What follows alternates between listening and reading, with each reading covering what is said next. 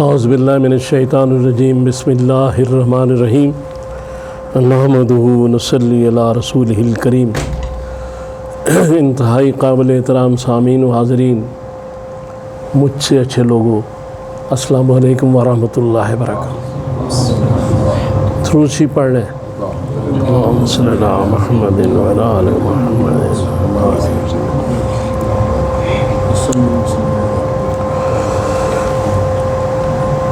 رنگ و نور کی باتیں کریں، آئیں حضور کی باتیں کریں۔ تو سورہ علم نشرح میں کہا گیا بسم اللہ الرحمن الرحیم، علم نشرح لک صدرک ووضعنا عنک وزرک الذی انقض ظہرک ورفعنا لک ذکرک۔ یہ ارشاد اللہ تعالیٰ فرما رہے ہیں رسول اللہ صلی اللہ علیہ وآلہ وسلم سے۔ مطلوب کی بات طالب سے ہو رہی ہے اور وہ کہہ رہے ہیں کہ ہم نے آپ کے سینے کو کشادہ کر دی۔ کشادگی سے مراد ہے کہ تمام علوم سے بھر دیا۔ کائنات کے جتنے علوم ہیں وہ اس میں داخل کر دیے گئے۔ پھر دوسری جو آیت ہے اس میں کہا گیا کہ آپ جس بات سے پریشان تھے کہ بہت بڑی ذمہ داری ہے اس رسالت کی، بہت بڑا کام ہے، چونکہ یہ قیامت تک جاری رہے گا۔ پہلے نبی آتے تھے کوئی اپنے ایک گاؤں کے لیے، ایک شہر کے لیے، زیادہ سے زیادہ ایک ملک کے لیے، پوری کائنات کے لیے، پورے انسانوں کے لیے۔ قرآن نے کہا آپ کو ہم نے تمام انسانوں کے لیے نبی بنا دیا۔ تو یہ جو ذمہ داری میں آپ پریشانی محسوس کر رہے ہیں، محسوس نہ کریں۔ وزر جب ہم آپ کی مدد کریں گے اس میں تو آپ کے لیے آسانیاں پیدا ہو جائیں گی، رسالت میں بھی، دعوت تبلیغ میں بھی، اور لوگوں کو سمجھانے میں بھی آسانی پیدا کر دیں گے۔ وَوَضَعْنَا عَنْكَ وِزْرَكَ، اور وہ بھول جائے ساری چیزیں، ہم نے سارا اس کا بندوبست کیا ہے اور ہم آپ کے ساتھ ہیں، ہم آپ کے ساتھ ہیں۔ پھر اس کے بعد کہا گیا وَرَفَعْنَا لَكَ ذِكْرَكَ، یعنی یہ ایک بہت بڑی فضیلت و تسلی رسول اللہ صلی اللہ علیہ وسلم کو فراہم کی گئی کہ کائنات میں اب جب بھی میرا نام آئے گا ساتھ آپ کا بھی آئے گا۔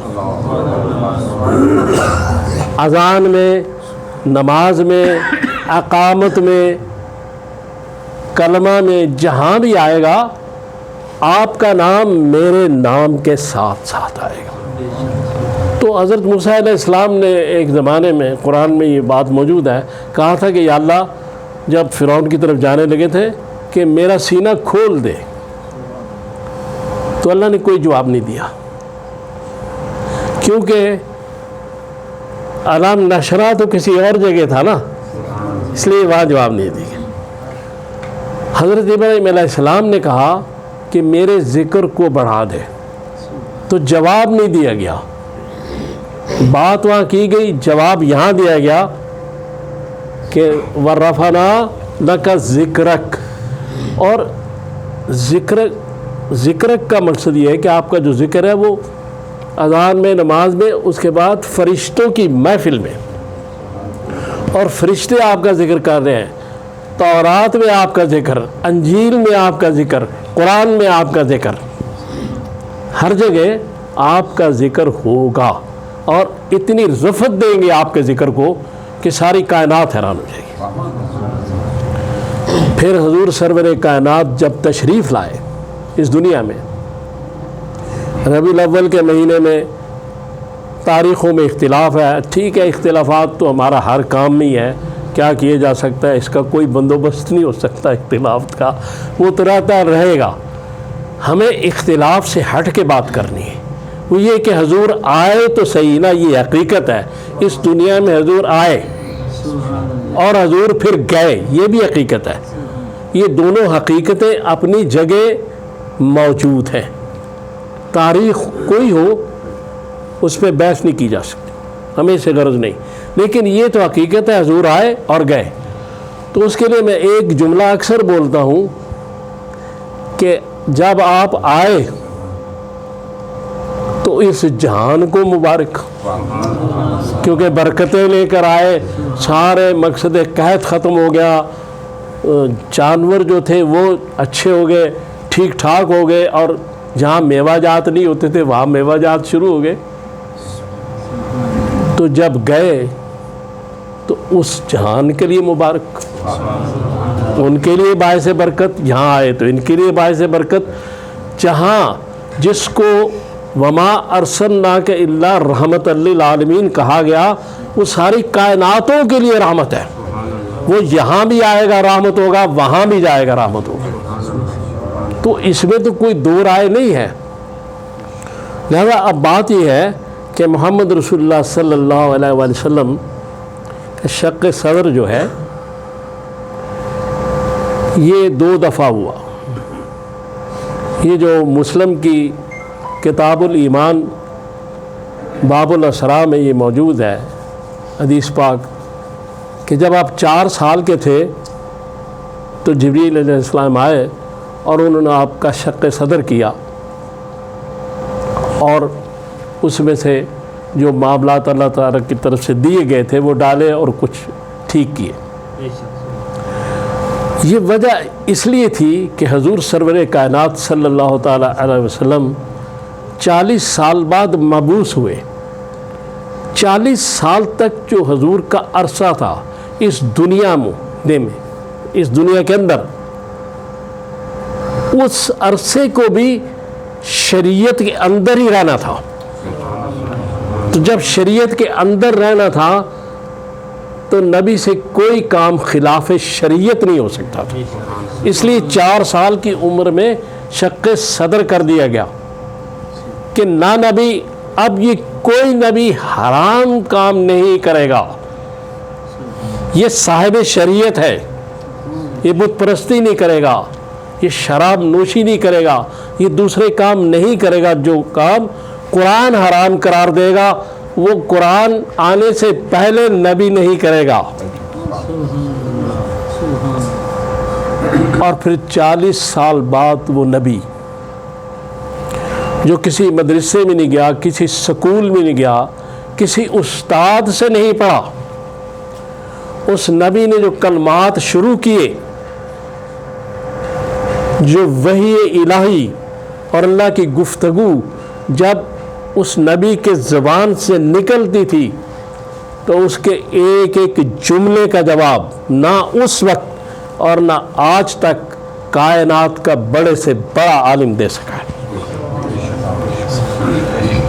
جس طرح بڑے سے بڑا سائنسدان آج تک سائنس کے اتنے عروج کے بعد ایک ذرہ تخلیق نہیں کر سکتا، اسی طرح قرآن کے بھی ان جملوں کا جواب نہ اس وقت دے سکتا تھا کوئی، نہ اب اس کے لیول پہ اس کی مانند کوئی جملہ پیش کر سکتا ہے۔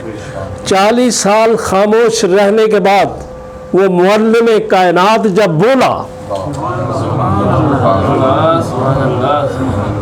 تو ایسا بولا کہ لوگ حیران رہ گئے کہ کیا ہے۔ کوئی اس کو جادو کہہ رہا تھا، کوئی کچھ کہہ رہا تھا، لیکن بات جو کر رہا تھا بڑی زبردست تھی، جو بات بھی وہ کر رہا تھا قرآن میں۔ لہذا رسول اللہ صلی اللہ علیہ وسلم جب 40 سال بعد وہ راز کھولنے شروع کر دیے تو امی کا لقب حضور کو بڑا پسند تھا احادیث میں، اور اسی لیے پسند تھا کہ اس دنیا کے جتنے علوم ہیں ان کے استاد تو فرش پر ہیں، لیکن جو یہ صحیفہ آسمانی ہے اس کا استاد عرش کے اوپر ہے اور وہی مجھے پڑھائے گا۔ اور سورۃ الاعلیٰ کی آیت نمبر جو 6 ہے اس میں یہی کہا گیا کہ ہم آپ کو ایسا پڑھائیں گے کہ آپ بھولیں گے بھی نہیں، فلا تنسا، آپ بھولیں گے بھی نہیں۔ تو اس لیے جب معلم کائنات جس کو بنایا جاتا ہے، پھر اس کو عام استاد کیا پڑھائے گا؟ عام آدمی اس کو کیا تعلیم اور تدریس دے گا؟ جس کی تعلیم و تدریس اللہ کر رہا ہو، جس کا علم اللہ جس کو عطا کر رہا ہو، جس کا استاد اللہ ہو، تو جس کا استاد اللہ ہوتا ہے وہی ساری کائنات کا استاد ہوتا ہے۔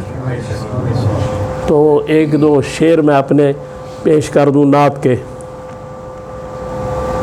دل نور ہوا نام محمد کے ضیاء سے، کیا چیز عطا مجھ کو ہوئی یاد خدا سے، آئے تیرے الفاظ سے انوار قرآنی، آئی ہے عبادت تیری حرکات و ادا سے، ذرے بنے خورشید کف پا سے لپٹ کر، گلزار مہکتے ہیں پسینے کی ہوا سے۔ تو اللہ تعالیٰ سے دعا کریں اللہ تعالیٰ مجھے اور آپ کو توفیق دے کہ میں نے جو باتیں کی ہم ان پہ عمل کر سکیں اور رسول اللہ صلی اللہ علیہ وسلم کی اتباع اختیار کر سکیں۔ جو اللہ تعالیٰ نے قرآن میں اپنی اطاعت اس کو قرار دیا گیا ہے وہ ہمیں اللہ تعالیٰ نصیب فرمائے۔ صلی اللہ تعالیٰ علی خیر خلقی محمد و آلہ و اصحابہ اجمعین برحمتک یا ارحم۔